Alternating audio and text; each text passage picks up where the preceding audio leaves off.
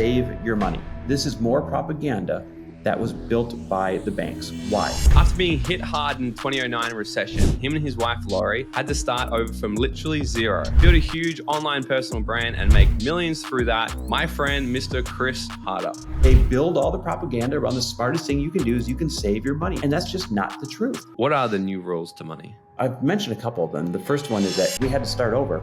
I said, hey babe, you know what? We can't keep stretching things out like this. Everything else that we had just bought and sell it and wait as car after car pulled up in front of the house. Your wife, Laurie, crushes it. How has that sort of played out in terms of your relationship? She is, Alrighty guys, today's guest is an entrepreneur, an investor, podcast host, business strategist, and philanthropist who has a huge passion for helping people improve their money mindset. After being hit hard in 2009 recession, him and his wife, Laurie, had to start over from literally zero, having it take its toll on his relationship and his ego. But through the lessons, he was able to come back and rebuild in a way that was bigger and better than ever. Having gone on to make millions of dollars in the network marketing space, build a huge online personal brand and make millions through that, be able to sit down and have conversations about life and business with people such as Tony Robbins and Dean Graziosi. And between him and his wife, they've built several multi-million-dollar businesses and have given back at a level that makes a real meaningful difference to them.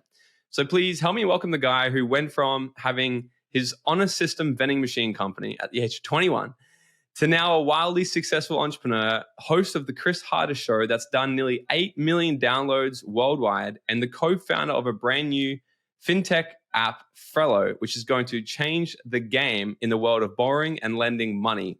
My friend, Mr. Chris Harder. Hey, thanks for having me on, Morgan. How you doing? Mate, I'm super excited to sit down and have a conversation with you. This has been a long time coming, and I've consumed quite a bit of your content, and I will actually say my money mindset has 100% shifted over the years since consuming your content. So I just want to say before we kick off, big thanks for the content you put out. You've got super sick content, incredible podcast. So I just want to say thanks for that. That means the world. That really does. You never know who's listening out there or what kind of impact it's making. So every once in a while, when you get to hear that, it really hits home and it says, hey, this is all worth it. So thank you. I appreciate that. Yeah, appreciate it.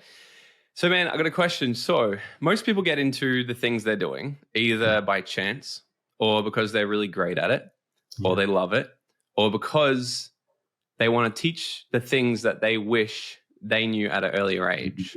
Which one of them is it for you? Boy, that depends. Are you talking about the app we're building right now or the personal brand? I guess the personal brand and the things you've done in the world of business and helping others, because you've helped hundreds of entrepreneurs create wild success as well. Yeah. So the personal brand is based on the common thread of generosity through people's financial stories and success stories. And that came from the collision of two different things. One, growing up, my parents did an awesome job of instilling generosity in us boys. For example, when we were in church and they would pass the little offering plate around, mom and dad would make us put the money in there. And then they'd explain, hey, here's why we give a little bit more than the average family, even though we were just like a middle-class family. Or when it came time to tip a waiter or waitress, they would have us as kids figure out the tip and then say, hey, round up a little bit more or add this to it. And they would explain the why behind that's important.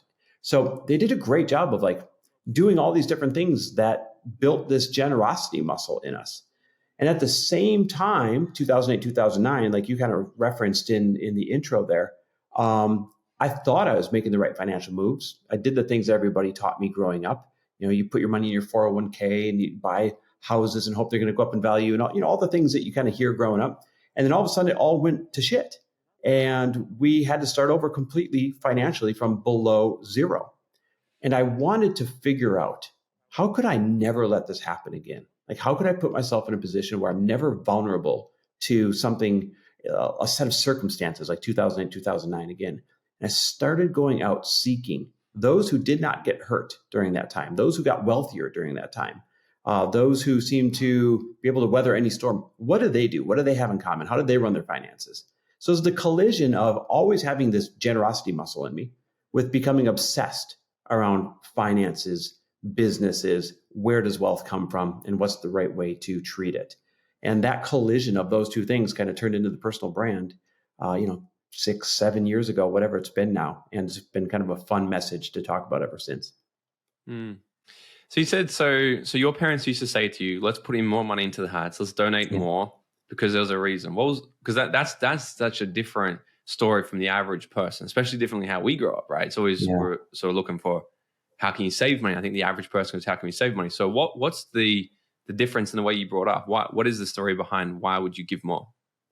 It's mostly my mom. My mom did a great job of, for some reason, making sure that Nick, my brother, and I were taught to be generous humans. And I remember she used to be a social worker. So in the States here, that's somebody who would help hand out different programs to people that needed it. She'd determine who gets welfare, who gets rent help, who gets all those things from the state. So I think it was always kind of in her to be caring and loving and want to, give people a little bit of a handout that they might need during a rough time. And that's probably why it was important to instill in us kids. We would even, at Christmas, I remember we would adopt families. So we would adopt 4 or 5 families that are kind of having a rough time. We would get their Christmas list of things that the family wanted. We'd go shopping for it. We would stay up all night wrapping those gifts, and then we'd go deliver that. And actions like that really stuck with me. It really taught me how good of a position that we were in compared to a lot of other people in the world. And that was probably her goal all along. At the same time as teaching us generosity, she also made sure that we were around nice things and had nice experiences and had exposure to what success could look like. And she did a hell of a job of creating a human that then became obsessed with, hey, I want to live a life full of nice things and simultaneously have the ability to help other people live a better life than they would without a little bit of help as well. One of the things you talk about is how people can actually recreate or reinvent their financial situation, just like you guys did. For the person listening to this who may be thinking, I am going through a hard time, I can't figure out these financial situations, I make money, I lose it, or I stay about the same. How can somebody, if they want to draw the line in the sand and make the next 12 months, 24 months completely different from the last, how can they reinvent their financial situation? Well, the first thing that they have to do is be willing to be sick and tired of the cycle that they're caught in. It's so funny. You can give people all the advice in the world. I could give them a map to a hidden treasure somewhere that's worth $500 million. And if they're not sick of their situation, or if they don't want it bad enough, then they're not going to do everything it takes along that map to go get the $500 million, right? So the information that everybody needs to change their financial situation, it's out there. You can Google it. It's free. You can read about it. You can listen to podcasts about it. Yet they don't do anything with that information until they are really sick and tired of the situation they're in or the cycle that they keep living through. So step one is getting so sick of your current situation that once and for all, you're actually willing to do some of the hard things to change it, because they don't always feel good, right? But sometimes the things that don't feel good are the things that are best for us in the long run. So that's step one. Got to be just ready to change. Step two, if you are ready to change, then you got to stop the bleeding. And by stop the bleeding, I mean, this means you need to stop spending money that you shouldn't be spending until you've earned the right to spend it. This means you need to get rid of, whether you've got too big of a car payment or a truck payment, too big of a house payment, too high of a rent payment, anything that you can shed, anything that you can cancel a subscription to, anything that you can do to stop the bleeding every month in your budget, you got to be willing to do that. And this is going to be uncomfortable. You got to slash things you don't want to slash, maybe sell things you don't want to sell. And by the way, this step 2 of stop the bleeding, I don't say this from like conjecture or, in theory. We literally did this in 2008, 2009, when I lost my job and we were living beyond our means and we had to start over. I said, hey, babe, you know what? We can't keep stretching things out like this. We need to short sell our home. So in the US, that means you sell it for less than it's worth. It's like one step short of foreclosure, basically. We need to get rid of the rental properties that were upside down. We owed more on them than they were worth. We need to get rid of all the cars that we had. Why we had those cars at that time that we had not earned yet, I don't know, but we did. We had way too big of a house for just the two of us that were living in it. Like, we were living way beyond our means. We hadn't earned the things that we had yet. So not only did I have to walk away or sell all of those things, but I also had to put up all of our furniture and our belongings and everything else that we had just bought for this great big home that we just finished building. had to put it all in Craigslist and sell it and wait as car after car pulled up in front of the house. And person after person walked through my front door and they bargained for the couch or they bargained for the TV or they bargained for the table or whatever they wanted and walked out of my house in front of my neighbors with our belongings and leaving me with a little bit of cash in hand. But I was willing to go through that embarrassment. I was willing to just tear off that Band-Aid. I was willing to get rid of the payments, to get rid of the stuff. In other words, I was willing to do step 2 because I was already at step 1, where I was sick and tired of the cycle we were in. Step 2 was to stop the bleeding and reduce that monthly outgo to the lowest number that you possibly can get by on. So then step 3 becomes, even though that probably still won't get you right side up, step 3 becomes, you need to go create an extra income source somewhere. I don't care if this is a second job. I don't care if this is starting a side hustle. Whatever it is that you have to do, it's time to create that extra income source so that if you have done step 2 properly and reduced your outgo, and if you do step 3 properly and increase your income a little bit, now you should finally be getting yourself to a little bit of a positive gap. That positive gap now will probably feel great because you probably haven't had this little bit of extra money every single month for a long time. So not only is it going to feel good, but it's going to offer you a little bit of confidence that you can keep going and that this is worth it. And then what you do with that gap is you got to be able to find a way to make enough money and live on as little as you can until you can put away 12 months worth of what I call runway. Basically, money that is there in case you need a year of not being able to earn income. Now, some people hear this and they freak out. They're like, I'll never get to that. I've never had that much money in my life. But you've never tried. You've actually never done things this drastic to try. So your first goal, now that you've got this little gap of positive income every single month, is to do whatever you can to accelerate that and get to 12 months worth of runway set aside. You're going to be amazed at, as you start to get to 12 months of runway set aside, all the opportunities in front of you because you're no longer playing catch up from behind all the time. And the amount of peace of mind you'll have is incredible. And then step 4 is, after you've gotten to that point, you need to make sure that you are living from that point on so that if any one of your income sources went away today, you would not have to adjust your lifestyle tomorrow. And I mean, even your biggest income source. So if you are a 2-earner family, and one is a engineer and one is a nurse, and if one of those big salaries went away, you need to make sure that you, from this day on, you have set up your lifestyle so that you would not have to all of a sudden scramble and do what I had to do and sell everything on Craigslist and start all over again. You shouldn't have to blink an eye if you lose one of your income sources. And what that takes is pulling 2 levers. You're pulling the expense lever down and you're pushing the income lever up by generating these extra income sources until you don't have all of your eggs in one basket anymore. I love this. Hey, what's some, in your opinion, from things you've seen, especially on social media these days, when everyone's a guru, what are some bad money habits or money advice that you've seen getting around? It's a great question, man. I think I don't want to get into the specifics of like poking holes in people's infinite banking systems and that buying your house is your best investment ever. But the truth is, most of that stuff is not great advice.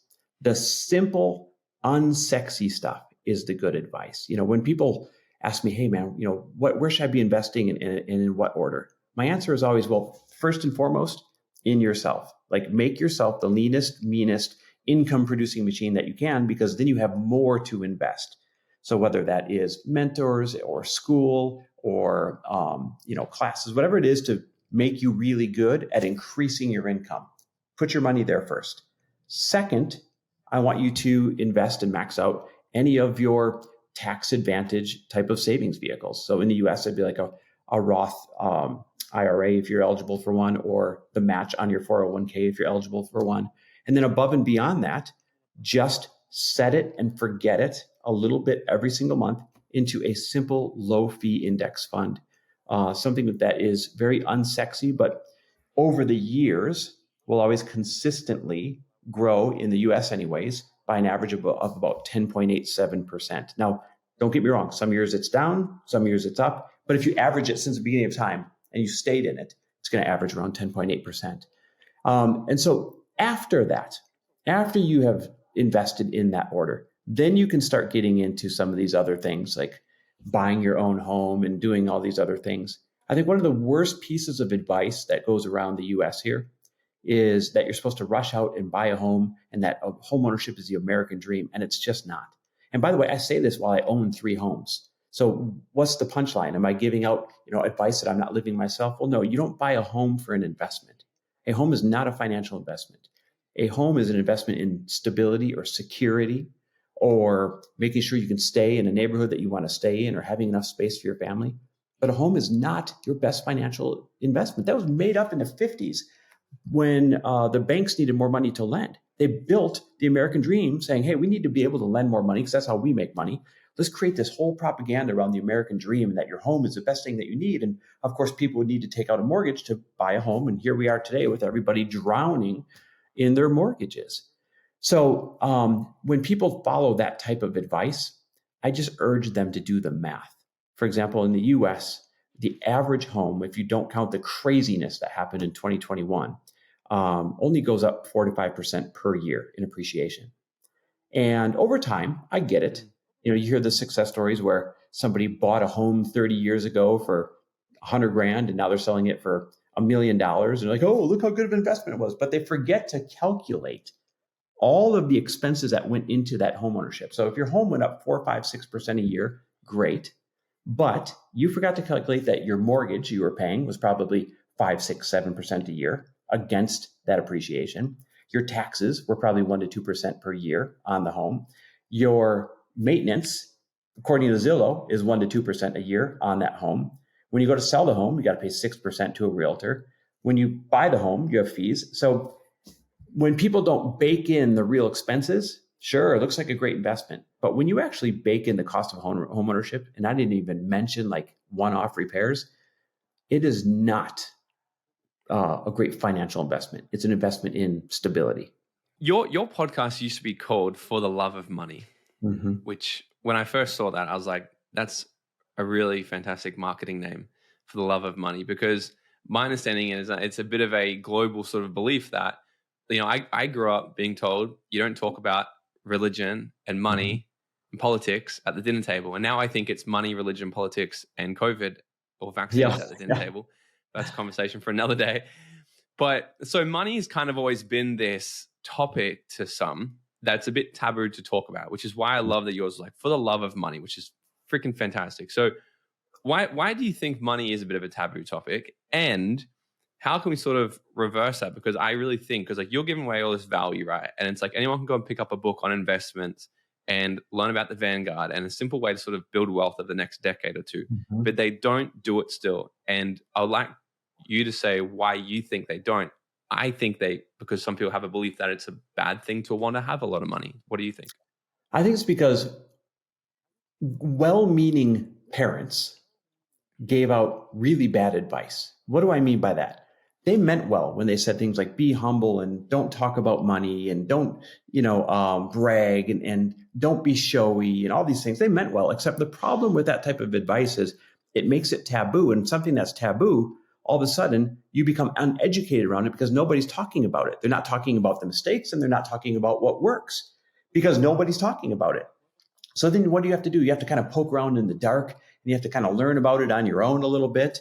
And you take bad advice or you take the first thing that you learn instead of having it be something that is widely discussed so that you can learn from your parents' mistakes or your friends' mistakes. And so you can learn from the right things that successful people do. That's why I'm such a proponent of let's put the conversation front and center. Let's talk about the good things we've done. Let's tell the stories about the bad things we've done. And let's make sure that all of this is very comfortable and plentiful to talk about so that the up and coming generations don't feel awkward talking about it. I mean, if I did a secret ballot, right? And I said, okay, what are you more comfortable talking about in public, your sex life or your finances? I guarantee you it'd be like 75% more comfortable talking about sex life than their finances. That is how awkward the world has made it, talking about either money mistakes or showing that you're doing well. And both of those are a disservice to anybody who's trying to learn about it.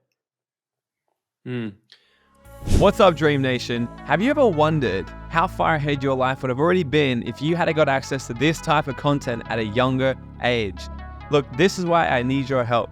I'm trying to build the #1 personal development platform out there to teach you guys the tips, tricks, and attitude of what it takes to live your dream life and to bring the type of education that we all wish we had in school. This show only grows by word of mouth and new subscribers, so it would mean the world to me if you could smash that subscribe button right now, leave us a 5-star written review, or drop a comment below and share this episode with a friend. I would be forever grateful. All right, now let's get back into this episode. One thing you said there's new rules to money and to forget everything that we've actually learned from our parents about finances. What are the new rules to money? Well, I've mentioned a couple of them. The first one is that you have to, in this day and age where economies change really quickly and they're going to continue to change quicker and quicker, you have to make sure that you have multiple income sources. You can no longer count on one income source and think that it's going to be there. You're setting yourself up for failure. And then I would take it a step further and bring back something I said, 10 minutes ago and say, not only do you need multiple income sources, but you have to build your budget and live your life so that if any one of those income sources went away today, you do not have to change your lifestyle tomorrow, right? That's the goal that you're building towards. I think the second piece of advice used to be save your money, right? Put it in the bank and save your money. This is more propaganda that was built by the banks. Why?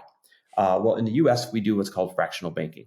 It simply means if I give them $1,000 that they pay me, 1% on, 2% on, whatever it might be, they get to fractionalize that money 90% and lend it out. So they can lend out $900 if I deposit $1,000 and they only have to keep $100 in there. And then if they lend that to somebody else who banks with them, that $900, now they only have to keep 90, right? 10% of that $900 and they can lend out $810. And if they lend out the $810 to someone who banks with them, now they only have to keep 81 and they can lend out $700, whatever. And this cycle goes on and on until mathematically they can lend out $10 for every $1 that's originally deposited. In other words, they're just making money out of thin air to lend out without the deposits in the bank. So how do they get people to put more deposits in the bank so they can 10x what they're lending out where they really make their money? They build all the propaganda around the smartest thing you can do is you can save your money, save it in our bank. It's the safest place to be. And that's just not the truth. The truth is you need to have your net worth very diversified out there so that all your eggs are not in one basket. And you need to make sure that you have your net worth working for you. I always say, make sure your soldiers are out fighting for you. Every single dollar that you earn is a soldier. And that soldier should be out there fighting for whatever it is you want in your future. And so you have to deploy those soldiers in vehicles, in places that will earn you more than the paltry couple of percent that the bank wants to give you. So that's another misnomer out there. We already talked about the lies that, buying your own home is the best investment that you can make. Yet I see it still spread everywhere all the time. And you always have to trace that one back to, well, who benefits from people buying homes?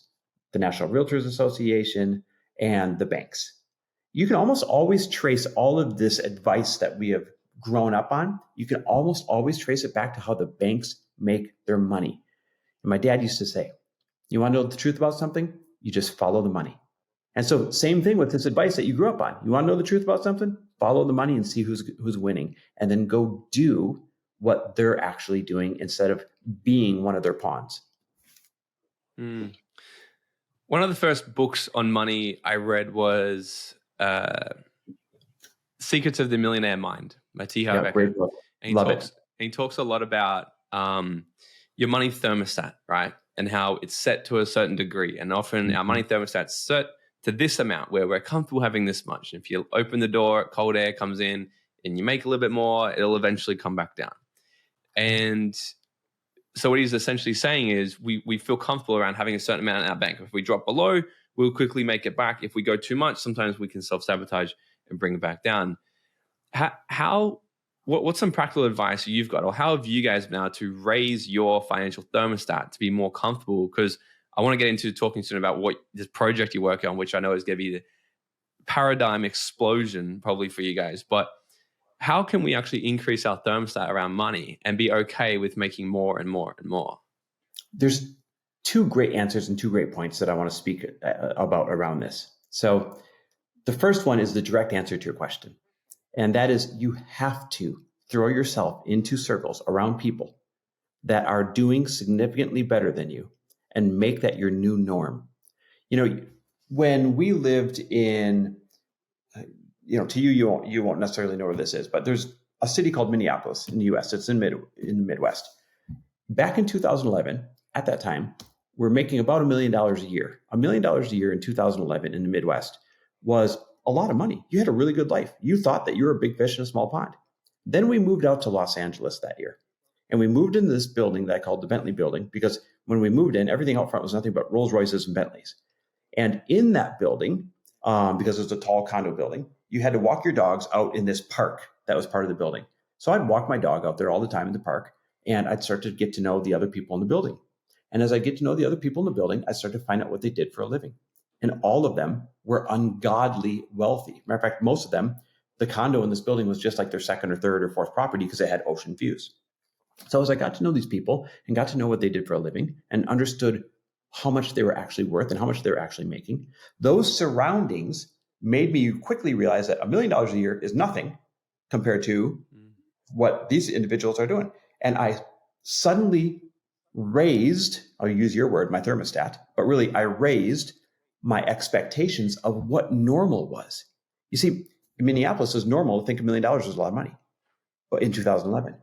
But as soon as I moved to Los Angeles and was around these people, all of a sudden the norm was to think that $10 million was a lot of money or $100 million was a lot of money. And I started asking myself $100 million questions instead of $1 million questions. Now, this goes for everyone. I don't want to leave people behind because of the numbers.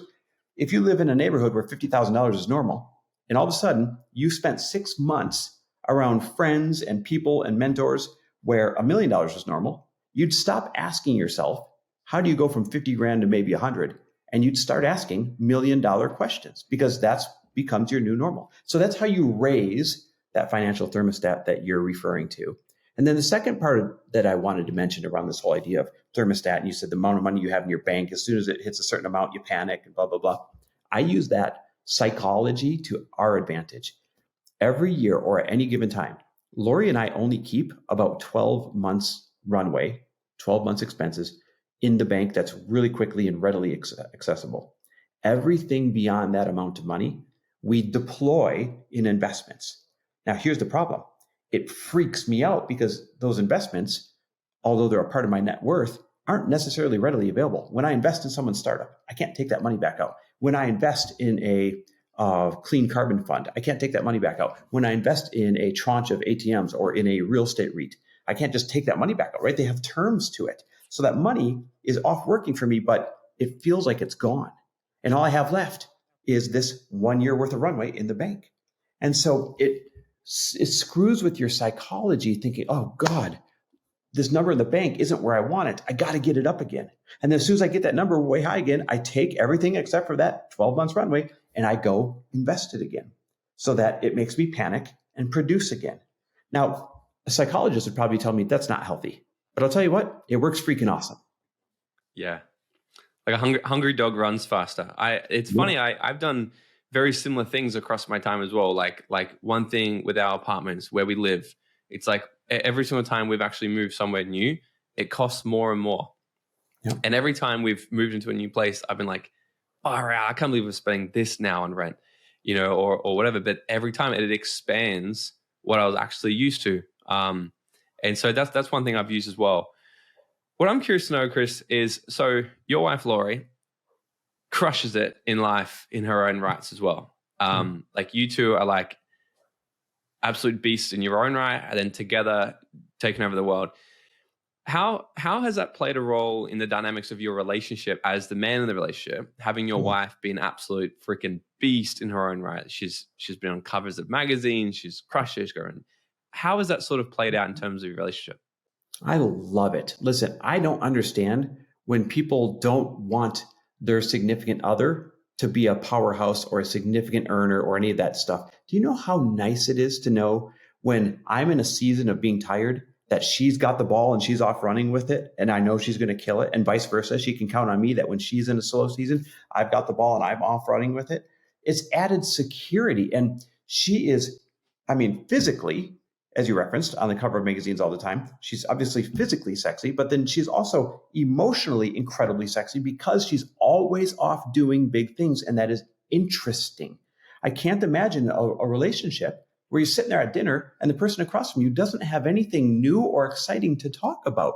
Like, that would be so boring to me. So in my relationship, it's been a huge boost because there's always something new that we're chasing down together. There's always something exciting to talk about. There's always the next thing that we're building. We're always changing. We're always growing. We're always solving problems. And in the context of monotony, what kills relationships is when years go by and everything stays the same. Because then you seek newness and you seek something that you don't have because you're so tired of the monotony at home.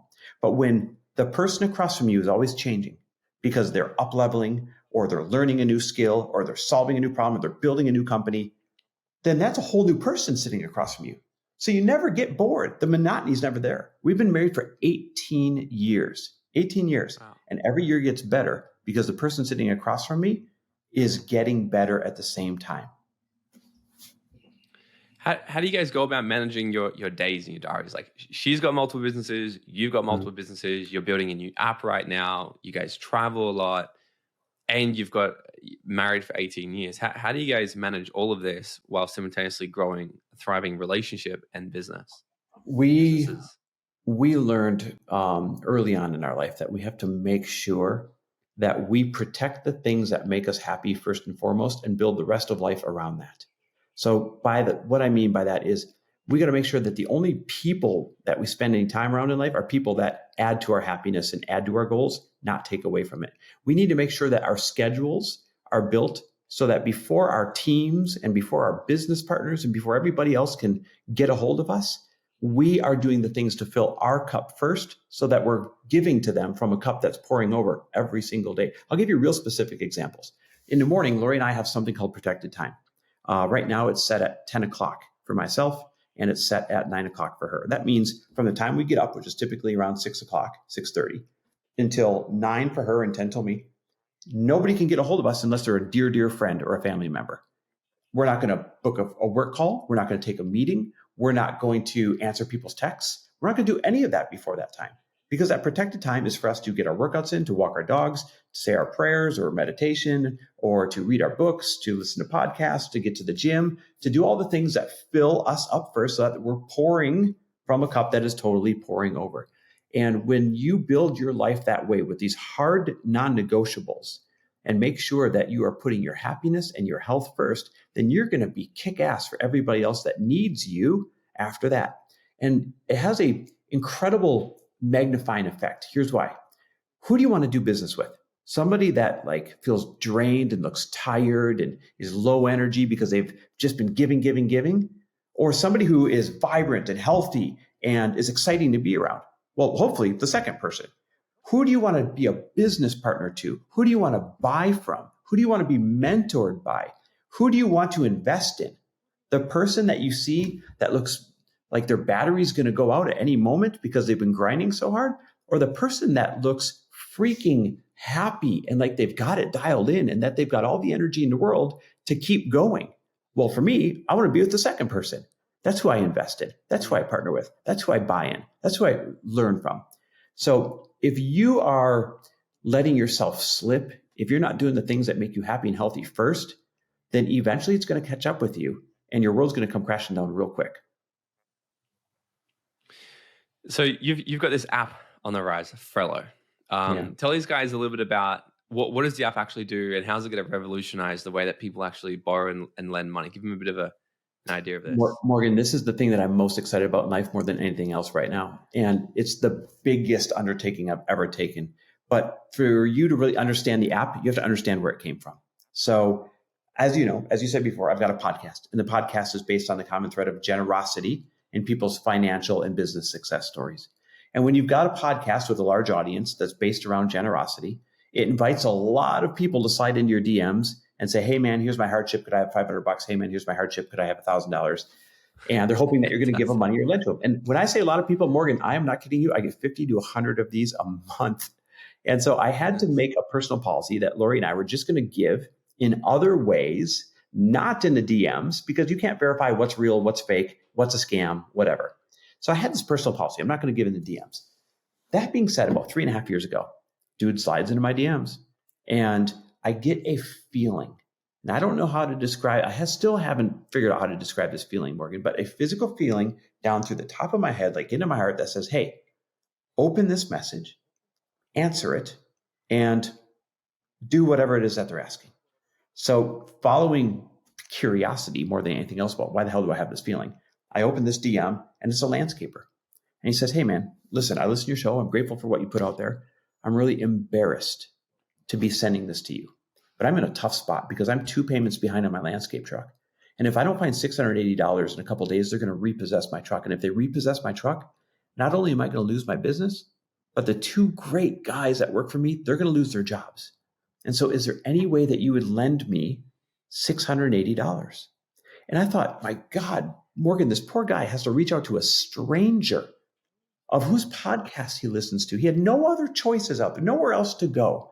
He had to reach out to a guy whose podcast he listens to. So following this feeling, despite my personal policy, I said, yep, hey, listen, stranger, no problem. I won't lend you the money. I will give you the money. And all I ask is that you put yourself in position to do this for somebody else down the road one day. I believe in you.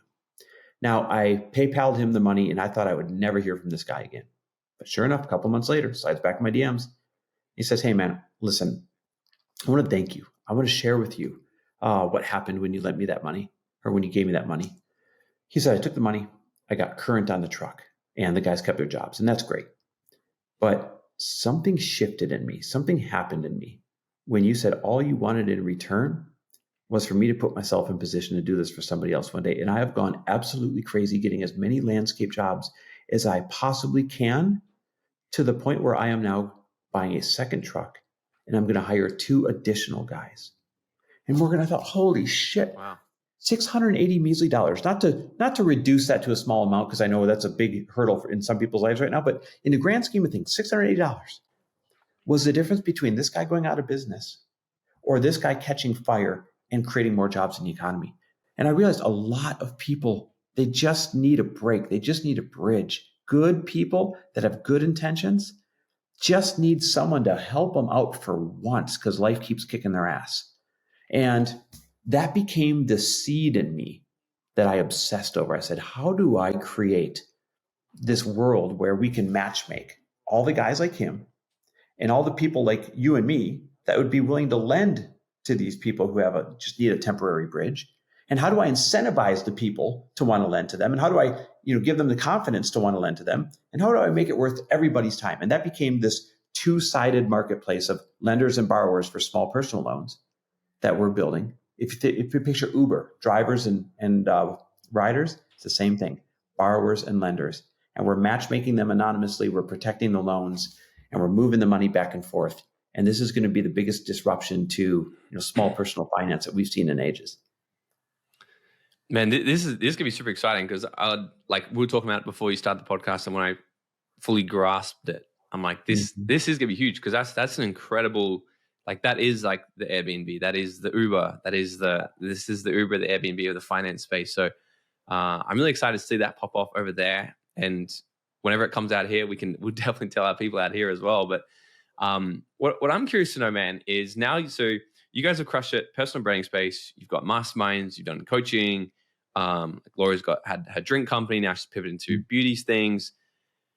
Now you're playing in a whole new sector, like in the tech world, which is, how did that sort of play out for you in terms of your own, call it paradigm, or your own belief system? Like stepping into this arena that's probably a 10x multiplier of everything you've been playing in before. How did that kind of feel for you and currently now?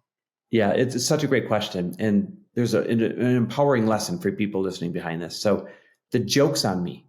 I hate tech. You're like, wait, you just told me you're building a tech company. I hate tech. I'm not good at tech. I don't have the patience for tech. When something breaks on my TV, my brother has to come over to the house to get it figured out again. That is how bad I am at tech. So what business do I have building a tech company, especially a fintech company like this? Well, I knew I needed somebody who was really good at it, or this idea, this obsession of mine wasn't going to come to fruition. And the lesson here is You got to make sure you know yourself really well, know what you're good at, and know what you're not good at. I knew I could make this idea popular. I'm not worried about that at all. But actually building the tech and figuring that out, I knew I would completely mess that up or it would take too long. So I went to a friend of mine named Matt, and Matt and I had met at an event 3, 4, 5 years prior. And Matt had just finished selling his tech company that he built and sold for a large 9-figure sum. And I went to Matt and I said, hey, listen, buddy, here's the vision. Here's why it means a lot. I would love if you'd help me bring this to life. I'll give you half of it. We'll split it down the middle 50-50. Let's build this thing together. And he was really tired from building that company for 14 years and selling it. I don't know if you've ever sold a company, but you go through something called due diligence. It takes like a year and it's like getting beat up the whole time. And the deal's on, it's off. The deal's on, it's off. So he was exhausted. And he wasn't looking for another project. But he loved the idea.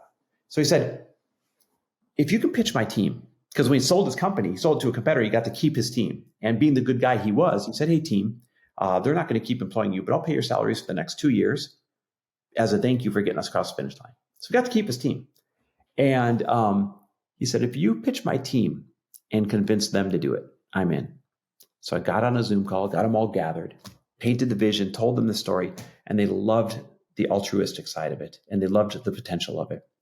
So we've been off to the races for a little bit more than a year now, doing everything from legal to building the tech to assembling, the entire team and getting the key strategic investors. And it's been the most fun, incredible challenge that I have ever been a part of in my life. And we're going to build this massive $1 billion, fintech company. And I literally can't wait for the world to get their hands on it. Has there been times along this journey where you've doubted it actually working? Like, has there been hurdles where you're like, fuck, maybe we've opened up a box that we can't close, or is any mental barriers, or are you just like, nah? Of course. Yeah, man. I mean, when we were going through legal to make sure we could do it, sometimes we would come across something that made us say, oh God, I'm not sure we can proceed in the way that we want to proceed, but we would always find a way around it. Meaning we would always enlist the help of the best fintech attorneys, the best financial minds out there and say, hey, here's the challenge. How do we ethically solve it? So we would always solve our way around those challenges. Another example is, here I am excited about the dream and I'm getting these investors and they're really excited about it. And I jump on the call with an investor that I'm excited about, someone I look up to, they've had a lot of success. And they proceed to spend the next 90 minutes telling me all the reasons why it's not going to work and why it's a horrible idea and why I should do something else. I hung up from that thing like, holy hell. This is somebody who I thought was going to be excited about it, and I really look up to them, and they're successful. And I had to really kind of reel it back in and say, that is one opinion out of a lot of opinions. And I had to go back and remember that everybody told Travis Kalanick that Uber was stupid. I don't know if you saw the clip between Mark Cuban and, what's his name? The comedian, I forget his name. I can't believe I'm forgetting his name. But they're joking. They're like, we were both presented Uber when Uber was brand new. And Kevin Hart and Mark Cuban, they're laughing. And Kevin Hart says, man, I said, driving around strangers in your cars, that's like Murderville. No thanks, I'm passing. And Cuban was laughing, saying, this is the dumbest thing ever. No one's going to drive people around in their car. And now they both call this the one investment that they wish they could have gotten back. So I had to remember stories like that to say, people that you look up to aren't always right. And if everybody stopped as soon as they ran into a roadblock, if everyone stopped as soon as they looked up to someone and that someone said, hey, this is a dumb idea, it's not going to work, then nothing that we use today would exist. Nothing great that's been a breakthrough that's shifted the world would exist. And the reason why people are sometimes cautious or skeptical about things that don't exist yet, it's because there's no proof of concept. But that's how you change the world. The iPhone before there was an iPhone. Imagine no iPhone. Uber before there was an Uber. Imagine no Uber. Airbnb before there was Airbnb. People probably said, what do you mean strangers going to sleep in my home? Not a chance in hell. So you just have to make sure that you are so sold on your vision that you're going to find a way to make it happen. And you're going to find a way to make it win. And you're going to go get the people to help you do that no matter what. I love that, dude. I was just in England speaking at an event with Stephen Bartlett, and Stephen was talking about this exact thing. And it's one of the things he wrote in his new book, calling it to lean in when others leaning out. It was something like this. And he's talking about the same story of like when Henry Ford invented the cars, when people were like, people aren't going to do that. Or what's wrong with horses? And every single time there's been a huge innovation in the world, there's been people doubt. And there's some people who say that won't work, that will work. And what happens psychologically is the cognitive dissonance. And Mm-hmm. people can't hold the thought that this can be true as well as this being true. And what he's talking about is that very thing is the thing that cheats so many people out of big things, because like Mark Cuban's sitting there going, well, people are never going to do that. So he never actually can lean into the idea of the possibility of something. So he talks a lot about being able to hold two truths at once and actually entertain the thought of, well, this could also be true. And with that, it can open up many doors. Yeah. Yep. Amen. That is as true as it gets. Yeah. Yeah. Chris, this has been super fun, my friend. Quickly to wrap it up, I want to ask you two really fast questions. Number one is, what's been your best investment you've ever made? This is a great question. I invested in a startup. And I guess it sounds trite, but I've got to say the best investment I've ever made is in making myself a well-educated, lean, mean, income-producing machine, right? I really mean that. But from a strictly financial standpoint, the best investment I've ever made is investing in a startup that's about to go public next year. And the returns on that thing is going to be absolutely insane. Love it. What's been the worst investment you've ever made? A Ponzi scheme that I just found out was a Ponzi scheme and lost $200,000 in. Just recently? Yeah. Yep. So it was a carbon fund. I invest in a lot of interesting funds out there that are brought to me by my financial team. And it was fully vetted and had been around for years, and it started as a legitimate company. And somewhere along the lines, they paid back investors the returns they promised with new money coming in when they had a bad quarter. And that was the moment it went from legal company to Ponzi scheme, and they never got out in front of this thing again. And about 5 months ago, I got the phone call. FBI went in, raided the place, and sure enough, is operating from that day on as a Ponzi scheme. So lost the money, and I always take full ownership of everything. So I wasn't mad at anybody that brought me the investment. I should have done something extra to somehow figure that out. And even if I didn't, you just take your lumps, because you're not always going to hit a home run. Yeah. Chris, this has been amazing hanging out and having a conversation with you. Where can everybody find you on social media? Check out your podcast, everything you and Laurie are doing. Best place to find me is chrisharder.me/podcast. That's where the Chris Harder Show is. And if you're based in North America, I text out a positive money mantra every single morning when I wake up, totally free. I send it to thousands of people. All you have to do is text me the word daily, so I know to throw you on the list. Text me the word daily to 310-421-0416. Love that, man. All right, Chris, to wrap this up, I have a final question. Are you ready? I'm ready. If you were to go back to your 18-year-old self and give him 30 seconds of advice, what would it be? Take risk. Nothing matters as much as you think it does. Nobody is worried about what you're doing. They're too worried about themselves. You can make as many mistakes as you possibly want to make, and you'll have plenty of time to recover. So stop taking life so serious.